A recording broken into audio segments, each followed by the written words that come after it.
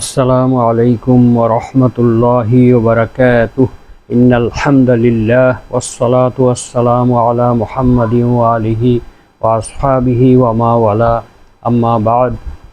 সম্মানিত দর্শক শ্রোতাবৃন্দ, মহাগ্রন্থ আল কোরআনের তাফসির বর্ণনা অনুষ্ঠানের আজকে ৮০তম পর্ব নিয়ে আপনাদের সামনে উপস্থিত হয়েছি। আজকের পর্বে সূরা বাকারার ৮১ এবং ৮২ নম্বর এই দুটি আয়াত নিয়ে সংক্ষিপ্ত আলোচনা করা হবে ইনশাআল্লাহ। আসুন আমরা শুরু করি। আউযু বিল্লাহি মিনাশ শাইতানির রাজিম। বিসমিল্লাহির রহমানির রহিম।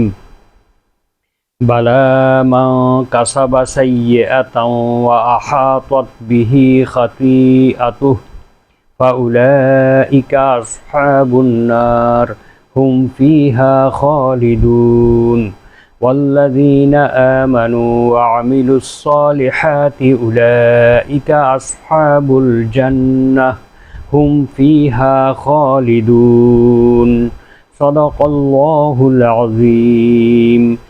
সূরা আল বাকারা আয়াত নম্বর ৮১ এবং ৮২।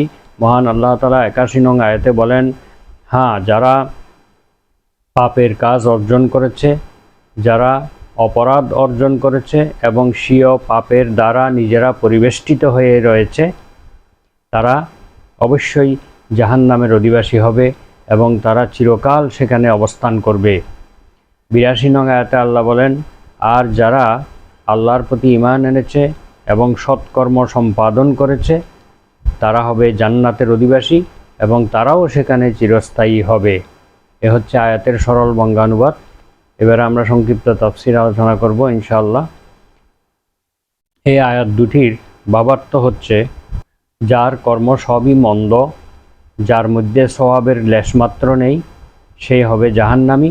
পক্ষান্তরে যে আল্লাহ এবং রাসূল সাল্লাল্লাহু আলাইহি ওয়াসাল্লামের উপর ঈমান এনেছে এবং সুন্নাহ অনুযায়ী কাজ করেছে, সেই জান্নাতবাসী হবে। এখানে আমিলুস সালিহাত, সৎকর্ম বলতে মহানবী সাল্লাল্লাহু আলাইহি ওয়াসাল্লামের দেখানো পথকেই বোঝানো হয়েছে। অন্য কোনো পন্থায় যদি কেউ সৎকর্ম সম্পাদন করে তাহলে সেটি আমলে সালেহ হিসেবে গণ্য হবে না।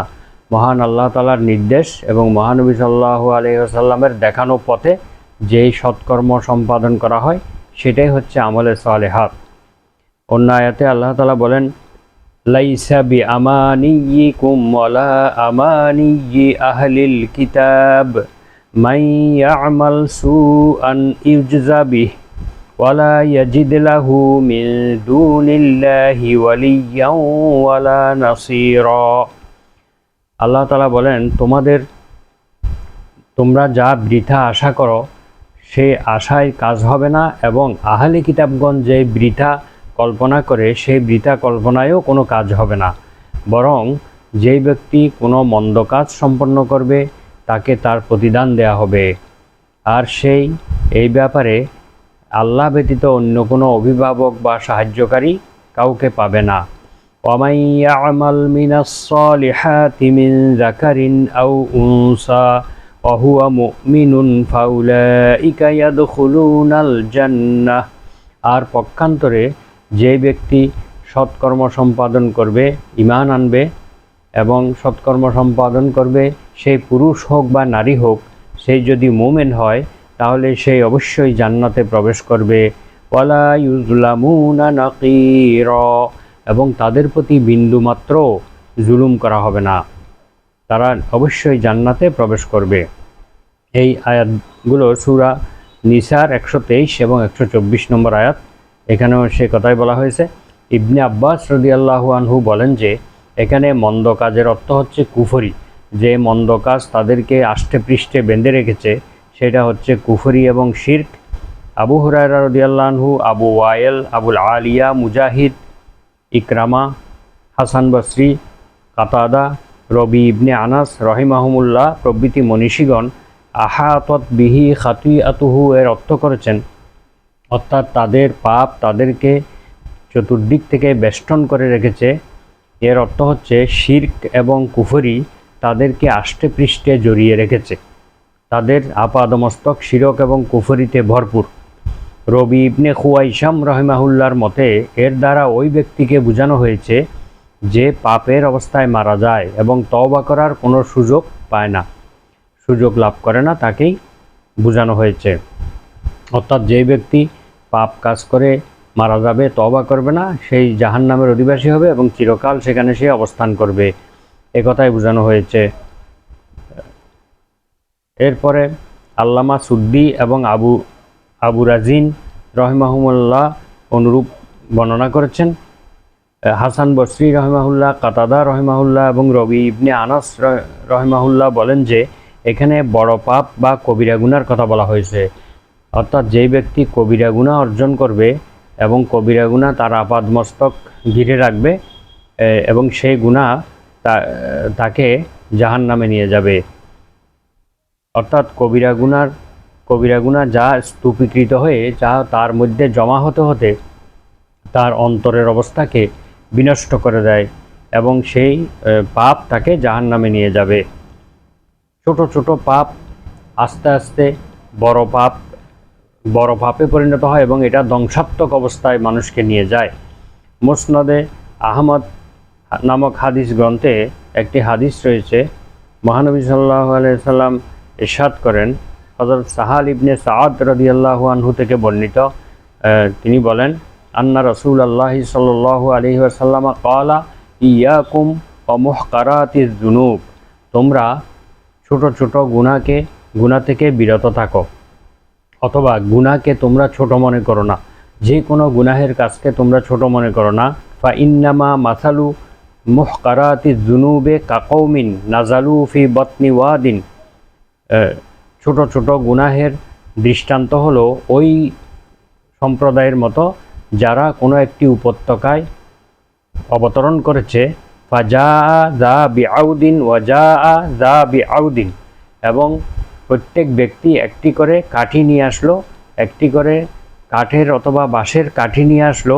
হাত্তা জামাউ মা আনদাজু বিহি খুবজাকুম, এমনকি এই একটা একটা করে কাঠি দ্বারা একটি কাঠির স্তূপ হয়ে গেল, এমনকি এই কাঠিগুলো দ্বারা তোমাদের রুটি ইত্যাদি খাবার রান্না করা যায় অনায়াসে।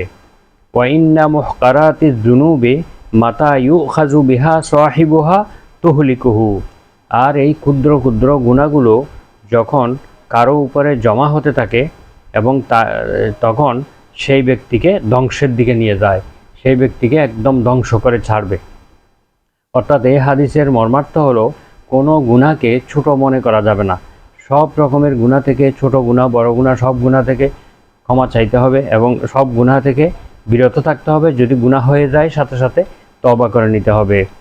তো এটা ঈমানদারদের বর্ণনা প্রসঙ্গে আল্লাহ তাআলা বলেন যে তোমাদের মধ্যে যারা কুফরির মোকাবেলায় ঈমান আনবে এবং অসৎ কাজের মোকাবেলায় সৎ কাজ করবে, তারাই চিরস্থায়ী শান্তি আরামদায়ক জান্নাতে প্রবেশ করবে, এবং যারা গুনাহের কাজ করবে ঈমানের বিনিময়ে, ঈমানের পরিবর্তে, আমলে সালেহের পরিবর্তে অসৎ কর্ম সম্পাদন করবে, তারা চিরস্থায়ীভাবে জাহান্নামে থাকবে। মূলত এই আয়াত দুটিতে জান্নাত এবং জাহান্নামে যাওয়ার মূলনীতি বর্ণনা করা হয়েছে।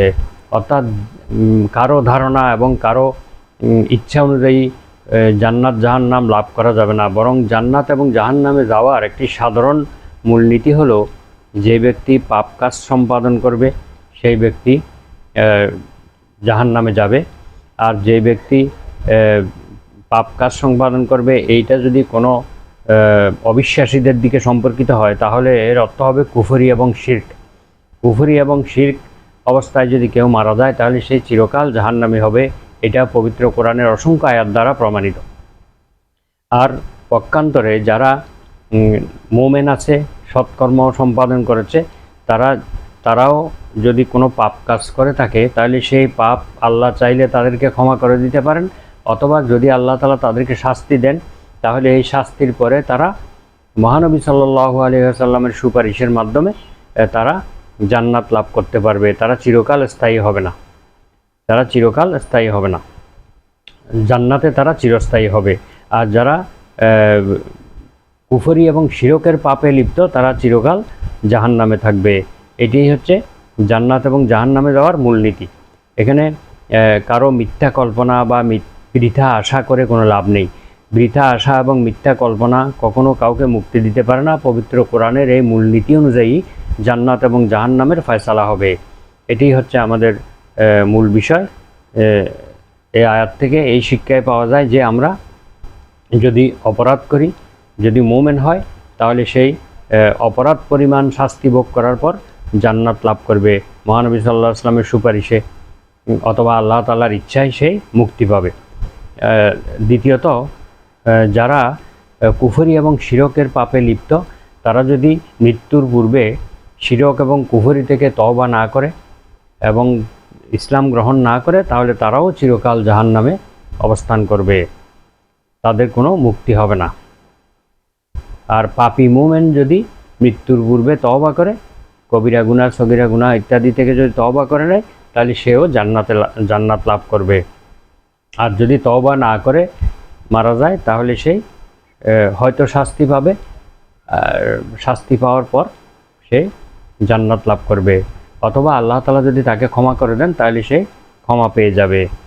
তো আল্লাহ তাআলা আমাদেরকে এই আয়াত অনুযায়ী আমল করার তৌফিক দান করুন এবং এই আয়াতকে অনুধাবন করার তৌফিক দান করুন।